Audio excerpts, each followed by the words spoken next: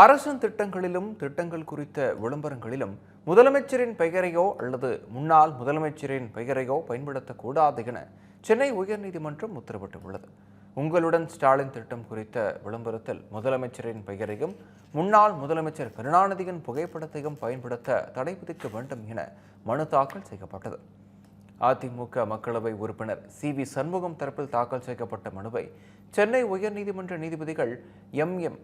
ஸ்ரீவத்சவா, சுந்தர் மோகன் ஆகியோர் விசாரணைக்கு எடுத்துக் கொண்டனர். இந்த வழக்கில் உச்சநீதிமன்ற உத்தரவை சுட்டிக்காட்டிய நீதிபதிகள் அரசு விளம்பரங்களில் முதலமைச்சரின் புகைப்படத்தை பயன்படுத்திக் கொள்ளலாம் எனவும், முதலமைச்சரின் பெயரையும் கட்சியின் கொள்கை தலைவர்களையும் புகைப்படத்தையும் மற்றும் முன்னாள் முதலமைச்சர் புகைப்படத்தையும் பயன்படுத்துவது முரணானது எனவும் தெரிவித்தனர். அரசு திட்டத்தில் அரசியல் தலைவர்களின் பெயர்களை பயன்படுத்துவதை அனுமதிக்க முடியாது என திட்டவட்டமாக தெரிவித்தனர். அரசு திட்டத்தில் ஆளும் கட்சியின் பெயர் சின்னத்தை பயன்படுத்துவது உச்சநீதிமன்றம் மற்றும் தேர்தல் ஆணையத்தின் உத்தரவுக்கு விரோதமானது என தெரிவித்தனர்.